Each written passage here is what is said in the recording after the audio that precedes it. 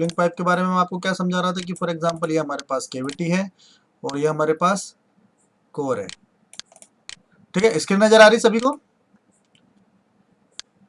ठीक है, हमारे पास ये कंपोनेंट है फॉर एग्जांपल। ठीक है, ये कंपोनेंट है, इसके अंदर एक कूलिंग पाइप बनाए थे फॉर एग्जांपल, ये हमारे पास एक कूलिंग पाइप है। ठीक है,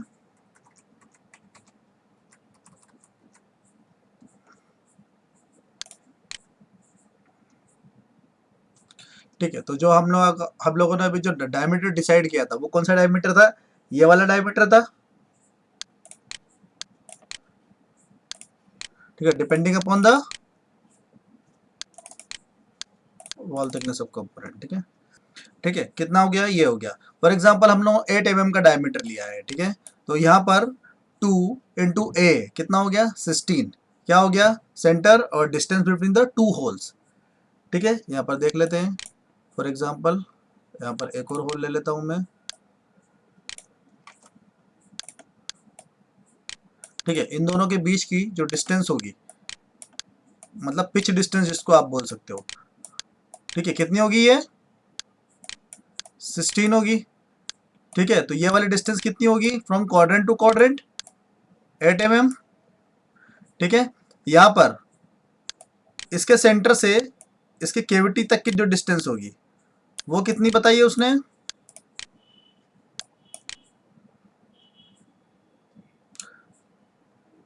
2 × A ले लो फॉर एग्जांपल, 2 × A ले लेते हैं। ठीक है, कितना हो गया? 16 हो गया। तो ये कितना हो गया? ये क्वाड्रेंट पॉइंट टू केविटी,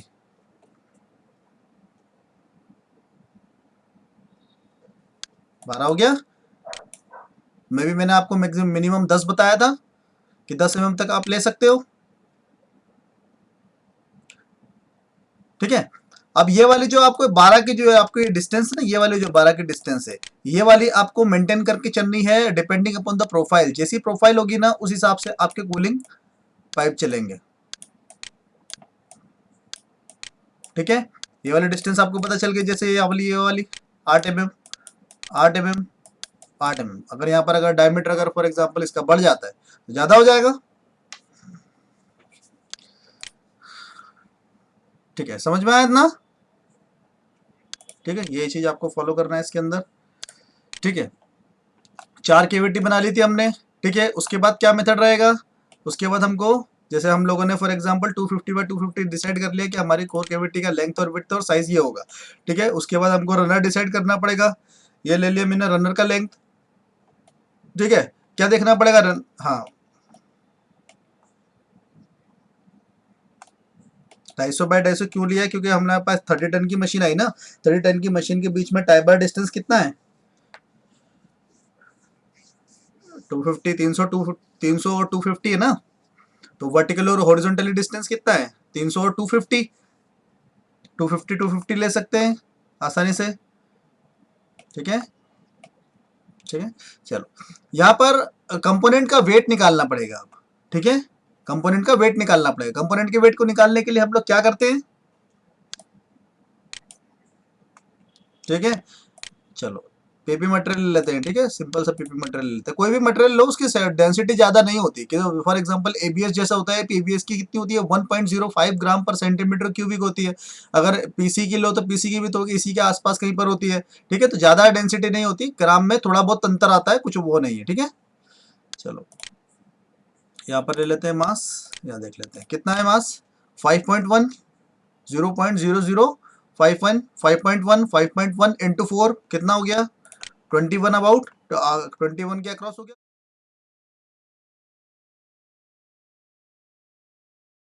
कुछ। ठीक है, चलो 21 मान लो। ठीक है, 21 हो गया। ठीक है, तो डायमीटर कैसे निकालेंगे रनर का? W⁴ into. ठीक है, गुड गुड। ठीक है, तो कितना हो गया? 21 हो गया। चलो जो एक काम करते हैं, इसको भी इसकी रनर लेंथ देख लेते हैं जरा। ठीक है, रनर की लेंथ यहाँ से ये हो गया 1 2, कितना हो गया? 190 के करीब रनर की लेंथ है। तो यहाँ से ले लेते हैं। ठीक है, 21 टू द पावर सॉरी 21, ठीक है, कितना हो गया 4.58, ठीक है 4.5 मान लेते, ठीक है। उसके बाद 190 टू द पावर 0.25 कितना हो गया 3.7 इंटू 5 4.5, ठीक है, डिवाइड बाय 3.7। एक बार फिर से 190 लेंथ ऑफ द रनर, कैसे मतलब मेजर किया ये पूछ रहे हो। 190 लेंथ ऑफ द रनर, ये देखो लेंथ देख रहे हैं 110 149 189.90, ठीक है 190 हो गया, ठीक है। कितना आया 4.5 आया, 5 mm का डाया ले सकते हैं, ठीक है। पूछो। हम्म हम्म।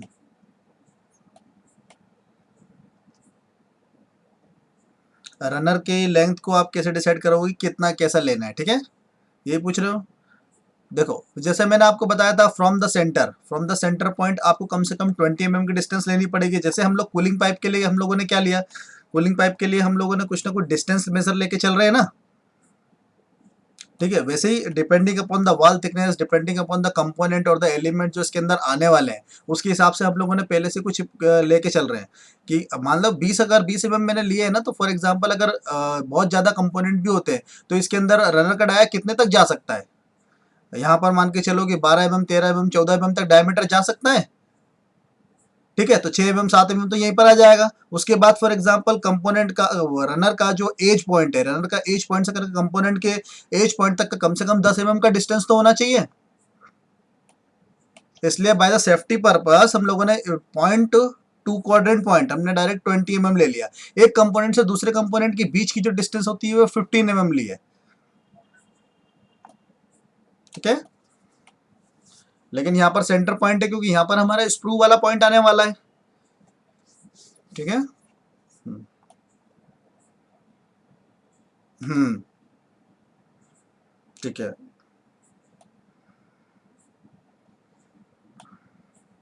आया समझ में, कितना आया रनर का डायमीटर।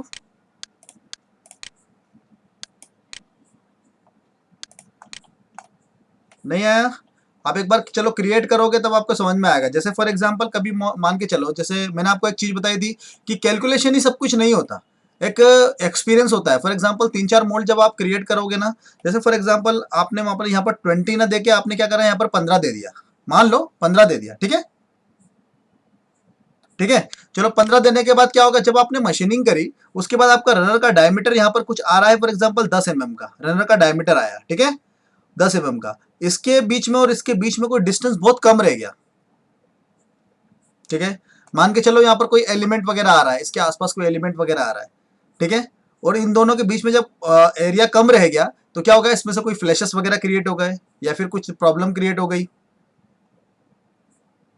ठीक है। मान के चलो कि ये तो चलो सिंपल सा पॉइंट है, ये सिंपल सा एक कंपोनेंट है फॉर एग्जांपल। अगर मान के चलो किसी कंपोनेंट के अंदर इंसर्ट्स वगैरह हो, ठीक है, और इंसर्ट्स वगैरह हो, उसके अंदर लोकल इंसर्ट भी बहुत सारे हो, तो फिर क्या करोगे, उसमें तो आपको थोड़ा सा गैप लेके ही चलना पड़ेगा, क्योंकि इंसर्ट के फिटमेंट में भी तो कुछ ना कुछ गैप लेके चलना पड़ता है हमको, ठीक है। तो बस वही सेफ्टी पर्पज से हम लोगों को ये चीज, क्योंकि यहाँ पर डिजाइन में आप मान के चलो जब आप डिजाइन करते हो ना, तो मतलब मैं ये नहीं बोलता कि हर चीज कैलकुलेशन होती है, हर चीज कैलकुलेशन नहीं होती, कैलकुलेशन एक हद तक होती है, उसके बाद कुछ ना कुछ चीजें एक्सपीरियंस भी होती है। जब आप 1-2 मोल 3 मोल 4 मोल डिजाइन करते हो ना, तो आपको खुद ब खुद आइडिया लग जाएगा कि कितना बाय कितने का हमको करना है। हम्म, हम्म। 20 mm के आसपास सेकेंडरी रनर को, हाँ यहाँ इस सेंटर पॉइंट से, सेंटर पॉइंट से लेकर यहाँ तक का for example, yes. Hmm hmm primary runner, जैसे कि यहाँ पर कंपोनेंट, ये वाला जो कंपोनेंट है, जैसे ये वाली एज को मैं अगर हॉरिजॉन्टल भी ले सकता था, इस रनर को मैं हॉरिजॉन्टल लेता तो भी मेरे को वही डिस्टेंस मिलती, मैंने वर्टिकल लिया है तो भी मुझे वही डिस्टेंस मिलेगी, क्योंकि इस पॉइंट से लेकर इस सेंटर पॉइंट तक वर्टिकली तो हॉरिजॉन्टली तो मुझे 20 mm मेंटेन करना है ना, ठीक है। है। अभी इसके अंदर एक और फैक्टर आने वाला है, इसके अंदर मान के चलो ये कंपोनेंट है, तो ये कंपोनेंट इतना क्रिटिकल नहीं है। अगर कोर क्रिटिकल कंपोनेंट आएगा ना, छोटा कंपोनेंट आएगा, कैप टाइप का आएगा, जैसे फॉर एग्जांपल सैनिटाइजर की बॉटल होती है वैसा कंपोनेंट आएगा, ठीक है। तो यहाँ पर आपको इंटरलॉक भी देना पड़ेंगे, ये इसके आसपास कम से कम 5 mm की distance coordinate point two coordinate point लेके एक इंटरलॉक देना पड़ेगा, ताकि इसके अंदर फ्लैशेस क्रिएट ना हो और ये क्लैंप बहुत सही तरीके से हो, for the proper alignment of core and cavity, ठीक है। लेकिन अभी हम लोग उसको कंसीडर नहीं कर रहे क्योंकि वो बहुत बेसिक चीज है, हम लोग आगे वाले मोल्ड में करेंगे, ठीक है। चलो इतना इतना समझ में आया, ठीक है। इसको ट्यूब दे देते हैं, ये दे दिया ट्यूब, ठीक है। और कितना है इसका डायमीटर, देखो 5 mm का मैंने इसका डायमीटर ले लिया है, ठीक है। चलो इसको कर लेते हैं ऑफसेट, यहाँ से लेकर 3 mm इसको ऑफसेट कर लिया, यहाँ से 3 mm ऑफसेट कर लिया मैंने इसको, ठीक है। और इसको भी दे देते हैं एच, ठीक है। गेट कैसे डिसाइड किया हमने, पीपी मटेरियल का है तो 0.7 ले लेते हैं, 0.7। और यहाँ पर देख लेते हैं wall thickness of component, wall thickness component का कितना है नहीं पता, क्योंकि आपके पास ये अभी कंपोनेंट आया नहीं है, मैं दूंगा, ठीक है। आपको बनाने के लिए आपको ये करना है कि जितना मोल्ड मैंने बनाया है ना, उतना ही मोल्ड आपको बना के तैयार रखना है, ताकि जितना मोल्ड मैं कंप्लीट कर दूं, फॉर एग्जांपल मोल्ड बेस मैंने कंप्लीट कर दिया है, उसके आगे जब हम लोग कल करेंगे ना, तो आगे का आप मेरे साथ करोगे, ठीक है।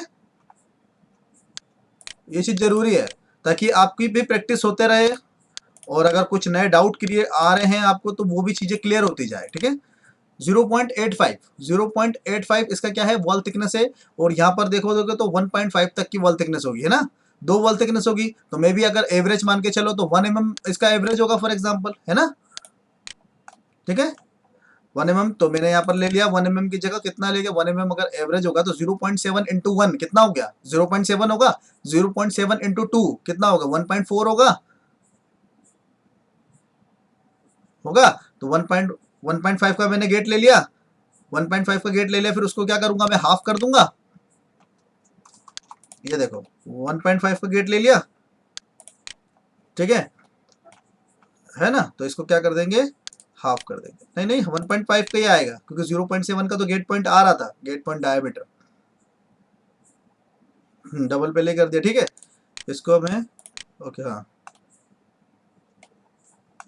ऑफसेट 3 mm जो लिया वो किसके ऊपर डिपेंड करता है, length of the runner gate.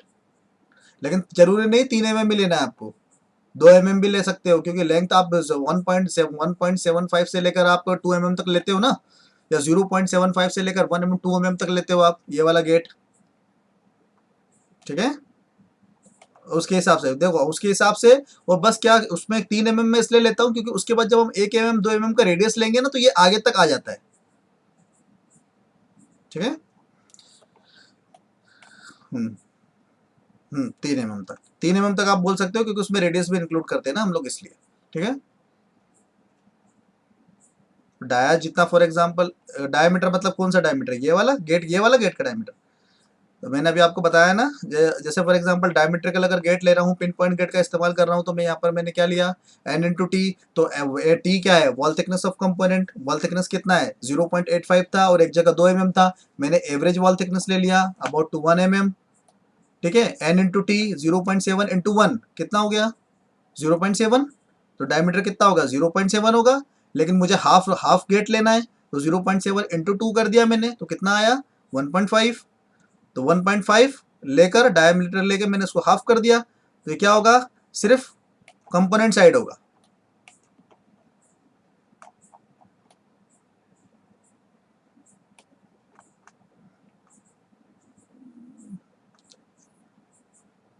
नहीं नहीं नहीं, देखिए आपने अगर गेट को, मैंने ये गेट को बेसिकली ये क्या है, मटेरियल के फ्लो के लिए, ताकि मटेरियल को फ्लो हो सके। मेरे को क्रॉस सेक्शन एरिया से मतलब था, यहाँ पर मैंने जो क्रॉस सेक्शन एरिया मैंने लिया है वो कितना लिया है, वो 0.7 के डायमीटर के हिसाब से ही लिया है। 0.7 के डायमीटर के हिसाब से ये जो पूरा का पूरा क्रॉस सेक्शन एरिया उसका वही है, ठीक है। लेकिन मैंने इसको डबल कर लिया, हाँ हाँ, हाफ इसलिए किया, देखो हाफ इसलिए किया, जब मैं इसको कैविटी साइड पे लूंगा, फॉर एग्जांपल ये वाला जो 0 फॉर एग्जांपल 1.5 का जो डायमीटर है, या 1.5 का यहाँ से लेकर ये जो लेंथ है बहुत कम है। अगर कोर कैविटी एक दूसरे के ऊपर मैच करता है ना, मैच करेगा, तो अगर मान के चलो ये थोड़ा सा भी मिस अलाइनमेंट हो जाता है तो इसका डायमीटर कम नहीं हो जाएगा। मान के चलो 0.1 यहाँ से हो गया, 0.1 यहाँ से हो गया, तो ये इसका डायमीटर कम हो जाएगा और इंजेक्शन प्रेशर बढ़ जाएगा इसका। ठीक है, तो मैंने क्या करा है कि गेट को एक ही साइड पे ले लिया कि अगर ये मान के चलो मिस अलाइन भी होता है ना, तो मिस अलाइन भी होगा तो क्या होगा, कोई दिक्कत नहीं आएगा, डायरेक्ट मटेरियल चला जाएगा वो विथ कांस्टेंट प्रेशर। ठीक है। हम्म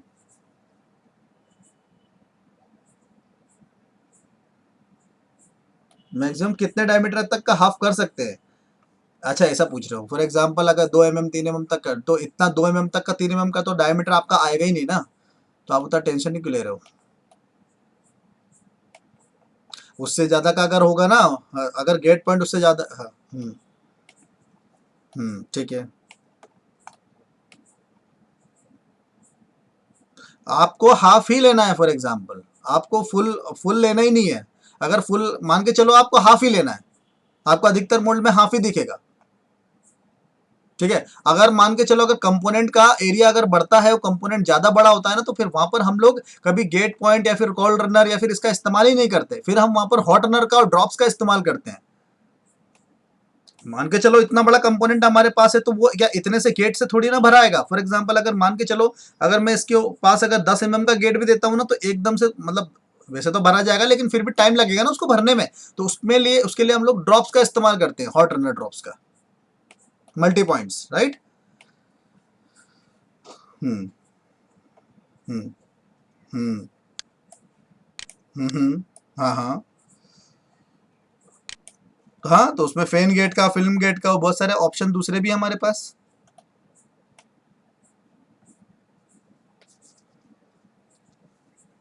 हम्म, तो वहां पर अगर डिपेंड करता है, अगर आपको अगर डिगेटिंग अगर मैनुअली करना ही है, तो फिर आप फैन गेट, फिल्म गेट सभी चीज दे सकते हो, क्योंकि अगर आपको मैनुअली डिगेटिंग करना है तो। लेकिन अगर मान के चलो अगर वॉल थिकनेस किसी की ज्यादा है ना, तो वॉल थिकनेस अगर ज्यादा है तो उसका वजन भी तो ज्यादा होगा। अगर वजन उसका ज्यादा होगा तो फिर आप मान के चलो कि वो छोटे मोल्ड में नहीं बनने वाला। ठीक है ना। हम्म फिर उसमें मशीन भी तो वेरी करेगी ना। हम्म हम्म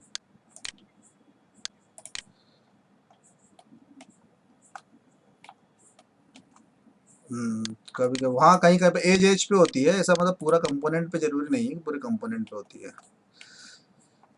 हाँ हाँ। ठीक है, चलो इतना समझ में आया। ठीक है, देखो ये वाला जो फ्लैट एरिया दिख रहा है आपको, ये देखो। ठीक है, इसको मैं यहाँ से सब्सट्रैक्ट कर देता हूँ, ये हो गया सब्सट्रैक्ट। इसको जब मैं यहाँ से हटाता हूँ, देखो। ठीक है, ये उसके हो गया। ठीक है, यहाँ से इसको भी देख लेते हैं एक बार। देखो फ्लैट एरिया है, ये देखो। ठीक है, कोर के लिए इंसर्ट को क्रिएट करेंगे हम लोग, तो इंसर्ट क्रिएट कर लेते हैं कोर के लिए। सबसे पहले उससे पहले हम लोग क्या करते हैं, एक इंटरलॉक को क्रिएट करते हैं। ठीक है, क्या क्रिएट करेंगे, इंटरलॉक। इंटरलॉक के लिए मिनिमम ड्राफ्ट कितना होता है, 10 से 15। ठीक है, नहीं नहीं, क्यों 5 डिग्री देते हो, ऐसा मत करो, ज़्यादा दे दो। ठीक है, देखो। ठीक है। हम्म हम्म हम्म हम्म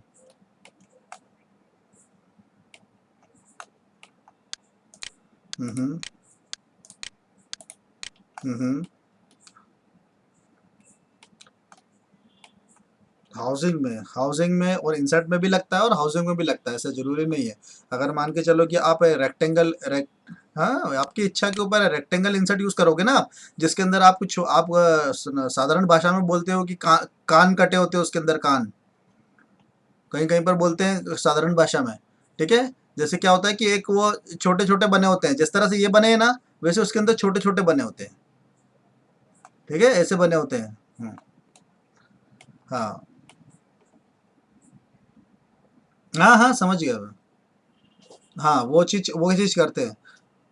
उसमें अलाइनमेंट कहाँ करें आप, ये बोल, हाँ अलाइनमेंट कहाँ करें, दोनों तरफ दोनों तरफ।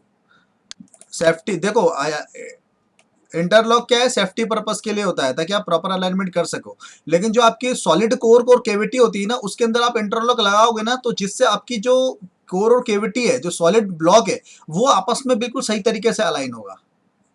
ठीक है, और उसके अंदर भी अगर आप लगाओगे तो अगर मिसअलाइनमेंट होने के चांसेस होते हैं, तो वहां से भी वो अलाइन हो जाएगा ठीक तरीके से। तो दोनों तरफ लगाओगे तो कोई प्रॉब्लम ही नहीं है।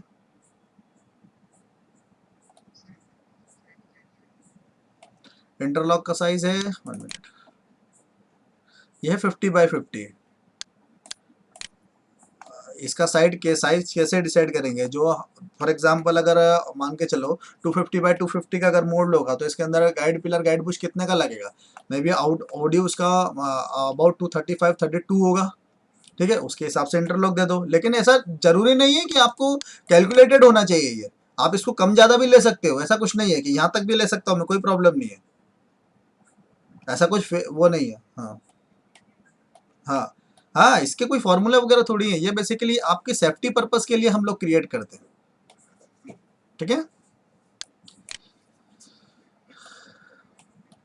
जैसे अगर मान के चलो, अगर 250 बाई 250 और 300 बाई 300 का मोड ले, तो 50 बाई 50 का आप ले सकते हो। हम्म। हाँ, तो अगर मान के चलो गाइड पिलर है, तो गाइड पिलर जो है वो तो अलग कंपोनेंट है, अलग पार्ट है, अलग एलिमेंट है। मान के चलो अगर वो थोड़ा सा बनावट में ऑफसेट वगैरह हो गया, ठीक है, और वो गाइड पिलर के अंदर घुस रहा है, बुश के अंदर अगर मतलब एंटर कर रहा है, ठीक है, मान के चलो कि इसमें फिर भी 0.1 का कहीं पर हो जाता है मिसअलाइनमेंट, तो ये जो सॉलिड ब्लॉक में जो हम लोगों ने केविटी काटी है, वो उसको अलाइन कर देता है ना। ठीक है, तो मैंने क्या बताया। हाँ। हम्म। हाँ हाँ, S7 और G6। और अगर प्रेस फिट के, अगर वहां पर अगर उसके फिटमेंट की बात करूँ, जो अंदर जो फिटमेंट होता है जो शोल्डर का, वो होता है S7 और P6 और K6। ठीक है, और स्लाइडिंग जो होता है वो S7 और G6।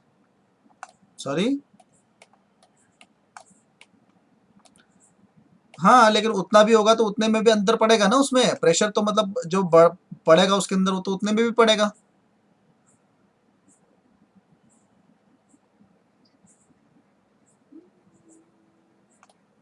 ये वाला, ये अपने ऊपर डिपेंड करता है, ऐसा कुछ जरूरी नहीं है कि मतलब देखो क्या होता है कि इसके अंदर आप एलिमेंट्स वगैरह लगाते हो, फॉर एग्जांपल यहाँ पर रिटर्न पिन आएगी, यहाँ पर मैं रिटर्न पिन ले लूंगा, या फिर यहाँ पर रिटर्न पिन ले लूंगा, या फिर यहाँ पर ले लूंगा, अपने ऊपर डिपेंड करता है।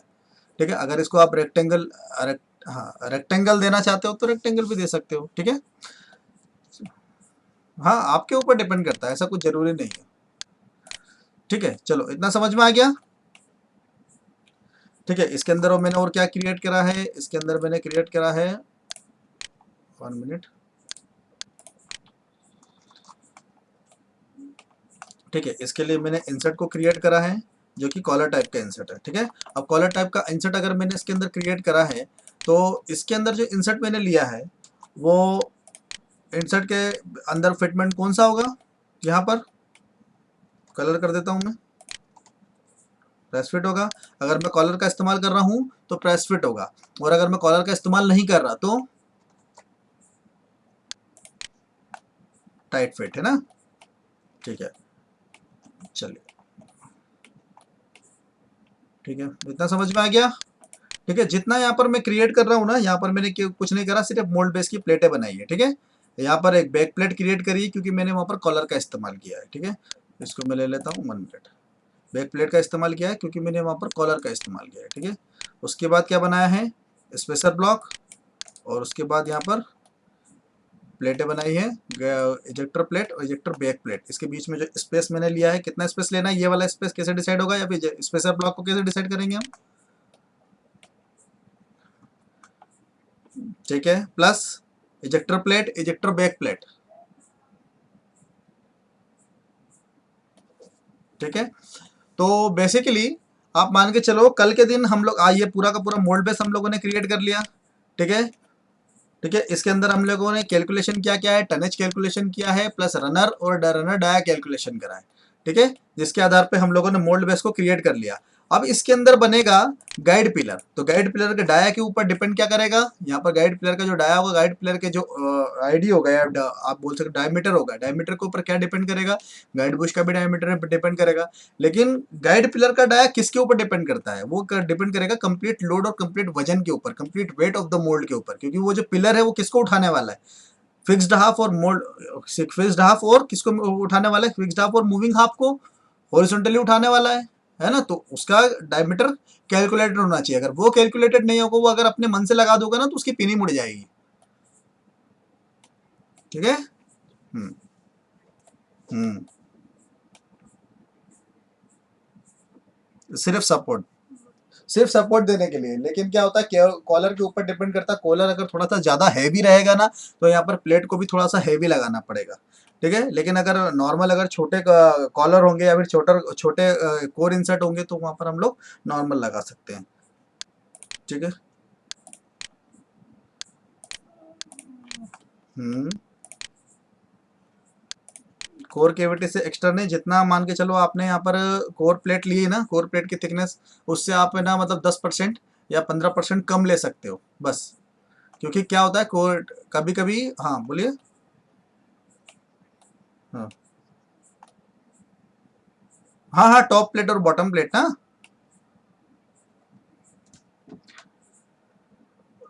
कौन सी, आपके क्वेश्चन समझ नहीं आया मेरे को, फिर से एक और बार। हम्म हम्म। हाँ हाँ ठीक है, 20 mm, मिनिमम 20 mm। हम्म हम्म हम्म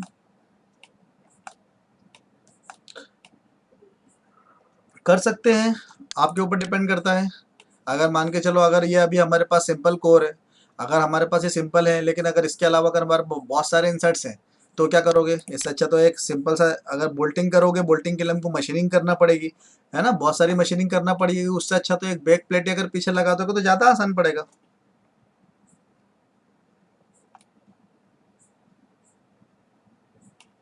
हम्म।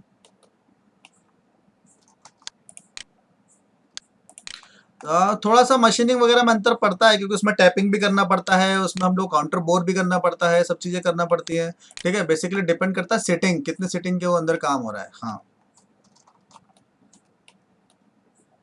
हाँ, वो भी है। बताइए। हाँ, स्पेसर ब्लॉक का लेंथ और वेट तो देखो। हम्म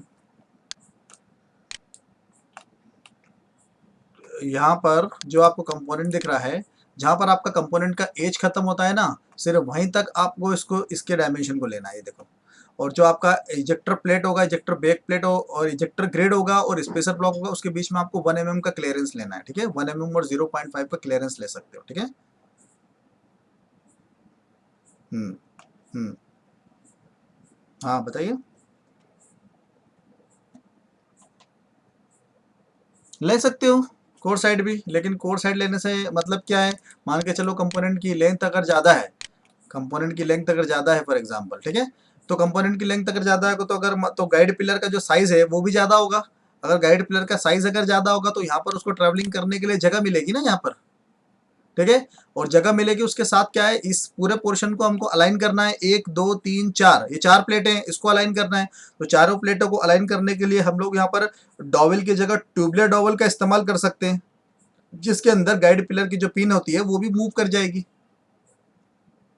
तो सबसे बेस्ट जो पोजीशन होती है वो कहाँ होती है, कैविटी साइड पिलर की, और बुश की जो होती है कोर साइड। ठीक है।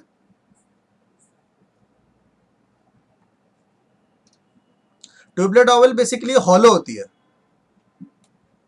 और जो, नहीं नहीं नहीं, ट्यूबलर डॉवल बेसिक, देखो, जैसे ट्यूबलर डॉवल होती है, क्या होती है कि वो जैसे मान के चलो आपने गाइड बुश लगाया है, यहाँ पर ये गाइड बुश लगाया है, ठीक है। तो गाइड बुश जो होता है, गाइड बुश की तरह ही होता है, लेकिन वो ट्यूबलर डॉवल यहाँ से लेकर यहाँ तक पूरे उसमें प्लेट में लगी होती है पीछे से। ठीक है। यहाँ से लेकर यहाँ तक। हम्म कर दो, कर सकते हो।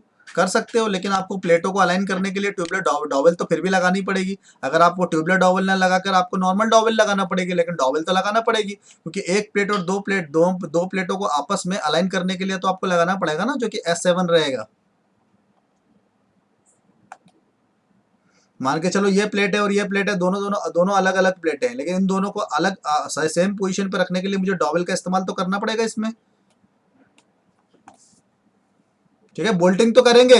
बोल्टिंग, हाँ तो बोल्टिंग में लेकिन थ्रेड क्लियरेंस होता है ना, तो बोल्टिंग में अगर थ्रेड क्लियरेंस होगा तो वो हिलने का चांसेस उसके ज़्यादा हैं, थोड़ा सा भी अलाइन होने के चांसेस उसके अंदर ज़्यादा हैं इधर उधर। ठीक है, नहीं नहीं नहीं, ऐसा नहीं है, तो आपको यहाँ पर सभी चीज़ों को अलाइन करना पड़ेगा। मान के चलो अगर मैं बोलूँ कि ये वाली प्लेट, ये वाली प्लेट, ये वाली प्लेट, अगर मान के चलो पॉइंट वन, एक होता है स्टैकअप एनालिसिस। क्या होता है स्टैकअप एनालिसिस? अगर पूरी असेंबली में अगर मान के चलो पॉइंट 1 का अगर क्लियरेंस होगा, पॉइंट 1 का अगर सभी पूरी असेंबली में अगर पॉइंट 1 का क्लियरेंस होगा, तो टोटल असेंबली में कितना क्लियरेंस हो जाएगा? कितने पार्ट है? 1 2 3 4 5 6। ठीक है, 6 पार्ट है। पॉइंट 1 का अगर सब में क्लियरेंस दे रहा हूं मैं, तो सब में क्लियरेंस देने के बाद छः में कितना हो जाएगा? 0.6। 0.6 मतलब कितना होता है? 600 माइक्रोन। 600 माइक्रोन का क्या यहाँ पर आप लेके चल सकते हो क्या टॉलरेंस?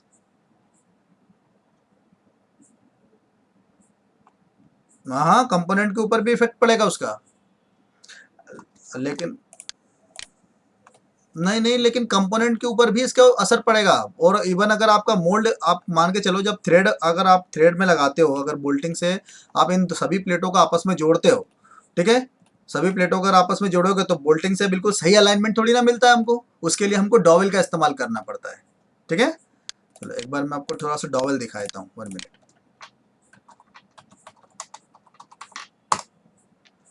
ठीक है, देखो इस तरह से पिंस होती हैं, डॉवल पिंस। ठीक है, इसका यूज होता है प्लेट को अलाइन करने के लिए। हाँ, ठीक है, देखो, ठीक है, प्रॉपर सेंटरिंग के लिए हम ये स्टैंडर्ड बोल सकते हो आप। मेटल में भी देखो इसके अंदर केस हार्डनिंग का भी इस्तेमाल किया जाता है बेसिकली। EN31 की भी होती है और EN21 की भी होती है। हाँ बेसिक, हाँ स्टैंडर्ड होती है, दैट्स वाई। ठीक है, इसका जो डायमीटर होता है 10 का होता है, 12 का होता है, 16 का होता है, 20 का होता है। ठीक है, हम्म, एक होता है ट्यूबलर डॉवल। ठीक है, 1 मिनट। आपने ये पढ़ी नहीं है क्या कभी? देखो ये ट्यूबलर डॉवल जिस तरह से डॉवल होती है, बस ये हॉलो होती है। ठीक है, ट्यूबलर डॉवल क्या काम करता है, सॉरी, हाँ, वैसे ही मान लो, एक तरह से पिन है, बस उसके अंदर आप एक प्लेटों के अंदर उसको ठोक देते हैं ताकि प्लेटें आपस में अलाइन रहे। ठीक है, चलो इतना समझ में आ गया। हम्म, चलो इतना आप कंप्लीट कर लेना इसको, जितना मैंने अभी आज बताया है आपको। हाँ बताइए। हाँ हाँ। हम्म हम्म हम्म हम्म।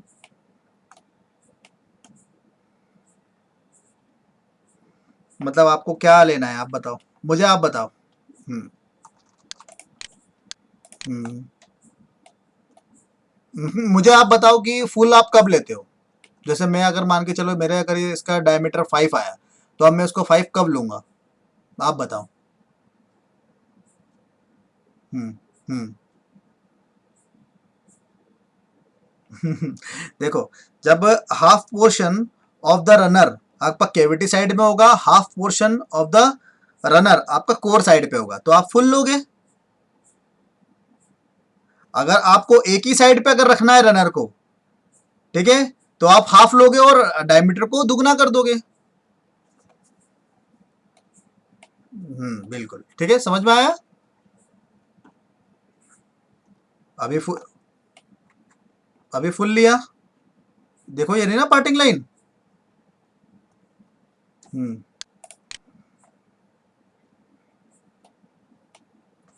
हम्म, इसका जैसे अभी ये 5 mm का है, मुझे अगर हाफ करना है तो हाफ करने के लिए मुझे इसके डायमीटर को भी तो बढ़ाना पड़ेगा। 10 mm हो जाएगा, तो मुझे इसका क्रॉस सेक्शन एरिया चाहिए जिसके अंदर से फ्लूइड को फ्लो करवाना है मुझे। अगर मैं इसको अगर हाफ कर देता हूं तो ये तो 2.5 हो गया ना फॉर एग्जाम्पल। इसका जो प्रोजेक्टेड एरिया है, जो क्रॉस सेक्शन एरिया है, वो तो कम हो गया ना। तो इस क्रॉस सेक्शन एरिया को तो मुझे क्या लेके चलना पड़ेगा, बराबर लेके चलना पड़ेगा ना। ठीक है, समझ में आया नहीं आया? आया, ठीक है, चलिए। हाँ। हम्म। जो हाउसिंग बनाई है ये वाली।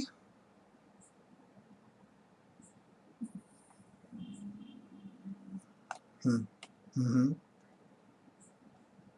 सॉरी समझा नहीं, इंडिविजुअल क्या? हाँ। हम्म। हम्म। हम्म। हाँ तो ऑफ कोर्स उसका एक कंप्लीट एक प्रोसेस होता है।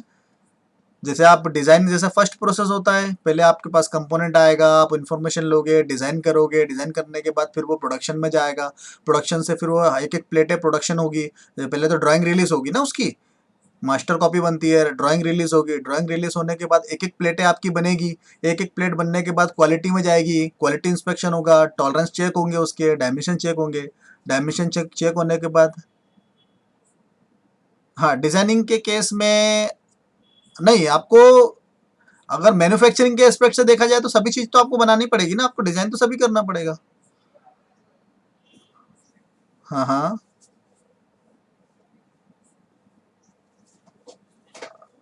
अच्छा, मतलब आपको अगर मैन्युफैक्चरिंग के लिए देना है तो आप कैसे दोगे, ये पूछ रहे हो? हाँ हाँ। तो आप कैसे करोगे? जैसे मैंने किया वैसे ही करोगे?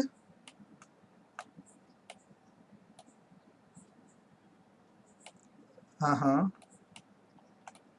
हाँ हाँ। ओके ओके ओके, देखो हाँ, ओके ओके, गुड गुड। देखो बेसिकली असेंबली में अगर आप बनाओगे ना, तो असेंबली में फॉर एग्जांपल आप बना रहे हो, ठीक है, असेंबली में बना सकते हो, ऐसा कोई प्रॉब्लम नहीं है। लेकिन क्या होता है कि अगर वहां पर आप एक एक मॉडल को बनाओगे, एक एक मॉडल बनाने के बाद फिर आप उसको असेंबली करोगे, सबसे बेस्ट चीज है कि आप उसको एक ही मॉडल में क्रिएट करो जिसके पास आपकी पूरी की पूरी हिस्ट्री आपके पास यही अवेलेबल रहे। ठीक है ना, इसमें क्या। हाँ हाँ। हाँ। हम्म। हम्म। हम्म। हम्म।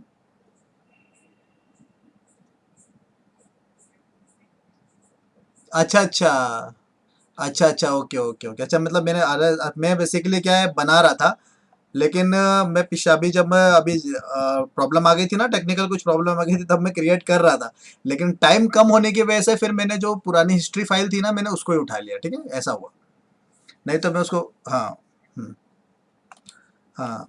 ऑफ कोर्स कल के दिन मैं फिर से आपको एक बार क्रिएट कर दूंगा, अब फिर से बता दूंगा। या तो इंग्लिश का लेक्चर मेरे पास अवेलेबल है जिसमें मैंने आपको इसको पूरी तरीके से बताया, अगर समझ सको तो आप उसको कर सकते हो, ले सकते हो। ठीक है, चलिए। हाँ, इंग्लिश का लेक्चर मैं आपके साथ एक बार शेयर कर दूंगा। नहीं, उसमें आप लैंग्वेज मत सुनना, लैंग्वेज पॉज कर देना, जिसको नहीं समझ में आएगा वो लैंग्वेज पॉज कर देना। नहीं, जिसके लिए फॉर एग्जांपल नहीं समझ पाते हो जो लोग, अगर उसको पॉज कर देना, सिर्फ जो मेथड है उसको फॉलो कर लेना, ठीक है ना। हम्म, हाँ बन जाता है ऑफ कोर्स। हाँ, देखो जिसके ऊपर ज्यादा रहती है ना कमांड, उसके ऊपर उसके हिसाब से काम करते हैं। जैसे असेंबली में किसी की स्पीड बहुत ज्यादा अच्छी होती है, मॉडलिंग में किसी और की ज्यादा स्पीड होती है। जो जिस तरह से बनाना चाहता है, अगर मेथड वही है, अगर मैं इसको एक्सटी और स्टेप फॉर्मेट में अगर कन्वर्ट करूं तो मुझे मिलेगा तो एट द एंड वही।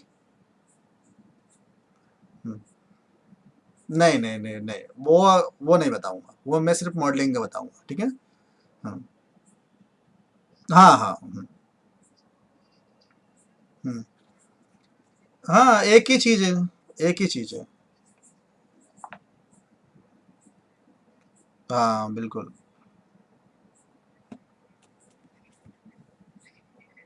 हम्म। ठीक है, अलग अलग फोल्डर नहीं होता इसमें। चलिए। हाँ। हम्म। ठीक है, समझ में आया इतना आज का लेक्चर आपको, ये बताओ इतना समझ में आया इसमें? हाँ, फॉर्मूला, सॉरी, हाँ ओके ओके ठीक है। आप मेंशन कर देना एक बार ग्रुप में, मैं आपको फिर से फॉरवर्ड कर दूंगा, ठीक है। हाँ ठीक है जी, ओके, चलिए, ओके। और मोड फ्लो एनालिसिस के बारे में भी अभी अवेलेबल नहीं होगा, क्योंकि वो पूरा एक अलग मॉड्यूल बन जाता है जिसमें हमको एनालिसिस के रिगार्डिंग सभी चीज़ें देखनी पड़ती हैं, ठीक है, जिसके अंदर मतलब सब बहुत सारी चीज़ें आती हैं, एक पर्टिकुलर एक चीज़ के बारे में मतलब वो चीज़ होती है ना। चलिए, है ना, अभी कोर्स के साथ पहले आगे बढ़ते जाइए, क्योंकि हमारा डिज़ाइन का पोर्शन बहुत बड़ा है, ठीक है। हाँ, जब आप कंप्लीट मोड डिज़ाइन करना सीख जाओगे ना कैलकुलेशन के साथ, तो बेस्ट रहेगा, ठीक है। चलिए, okay okay, good night, good night, good night, good night, good night.